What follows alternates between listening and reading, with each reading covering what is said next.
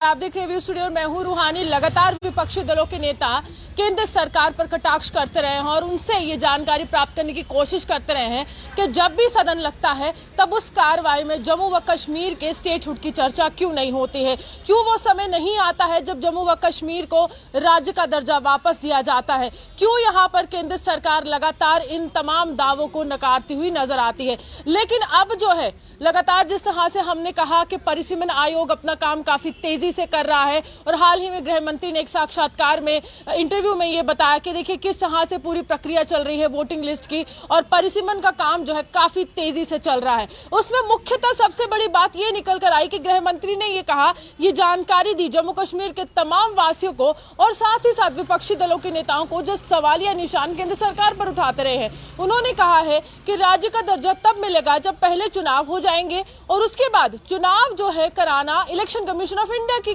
पूरी तरह से यहाँ पर काम है, उनका काम है कि पूरी तरह से चुनाव सही तरह से कराया जाए। यानी कि गेंद जो है इलेक्शन कमीशन ऑफ इंडिया के पाले में डाल दी गृह मंत्री ने। लेकिन उसके बाद क्या था, उसके बाद लगातार बयानों का सिलसिला जारी होता रहा और डॉक्टर फारूक अब्दुल्ला ने एक बड़ा बयान दिया है। उन्होंने कहा है कि जम्मू व कश्मीर को भाजपा जो है हिंदू राज्य का दर्जा देने वाली है, यानी कि उसको कन्वर्ट करने वाली है, उसको बदलने वाली है, क्योंकि उनको डिलिमिटेशन की इस पूरी प्रक्रिया से कोई भी फायदा नहीं होने वाला है। आप जानते हैं कि जिस तरह से परिसीमन आयोग की पूरी प्रक्रिया चल रही है, एक क्षेत्र को दूसरे क्षेत्र के साथ जोड़ा जा रहा है और जो सीटें हैं उसको काट छाट कर अन्य कॉन्स्टिट्यूएंसीज जो है उसका गठन किया जा रहा है। लेकिन डॉक्टर फारूक अब्दुल्ला सीधे तौर पर कहते हैं कि मुझे उम्मीद नहीं है कि स्टेटहुड का दर्जा इलेक्शन के बाद भी वापस आएगा। और वो ये कहते हैं कि मैं मंशा जानता हूं भाजपा की, कि भाजपा के जो नेता हैं, भाजपा की जो सोच है वो ये है कि जम्मू व कश्मीर को हिंदू राज्य का दर्जा दिया जाए। लेकिन हम इसमें विफल नहीं होने देंगे, हम उनकी मंशा पहले ही जान चुके हैं।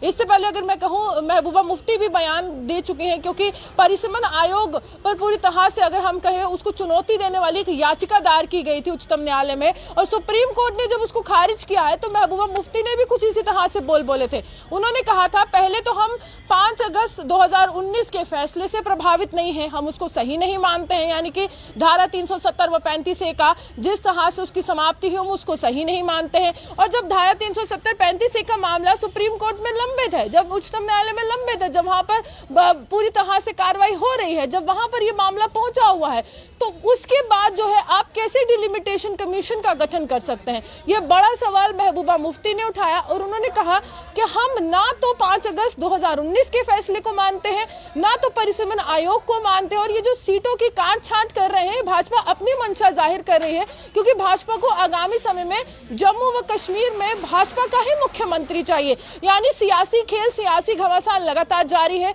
जहां डॉक्टर फारूक अब्दुल्ला स्टेटहुड के सवाल पर जवाब देते हैं कि देखिए मुझे उम्मीद नहीं है कि स्टेटहुड मिलने वाला है, तो वही महबूबा मुफ्ती इस पूरी एक प्रक्रिया को, इस पूरे एक फैसले को गलत बताते हुए ये सवालिया निशान उच्चतम न्यायालय पर भी उठाती हैं। बड़ा सवाल यह है कि जहां देश में लगातार विपक्षी दलों के नेता सवाल उठाते रहे हैं केंद्र सरकार पर कि देखिए हिंदू राष्ट्र जो है वो भाजपा बनाना चाहती है पूरे भारत को, तो वहीं अब डॉक्टर फारूक अब्दुल्ला ने भी यही राग लापना शुरू कर दिया है जम्मू व कश्मीर को लेकर। आप हमारे साथ बने देखते हुए स्टूडियो जम्मू से रूहानी की रिपोर्ट।